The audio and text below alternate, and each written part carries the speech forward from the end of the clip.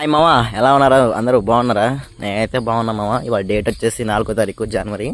అప్పుడు 4 రోజులు అయిపోయింది అనమాట న్యూ ఇయర్ వచ్చేసి. సో ఇవాళ అయితే మనం లైబ్రరీకి వెళ్తున్నాం అనమాట. ఈ లైబ్రరీ ఎక్కడుందంటే ఆచార్య నాగార్జున యూనివర్సిటీలో ఉంది. ఎక్కడ గుంటూరు మంగళగిరి మధ్యలో ఉంటుంది.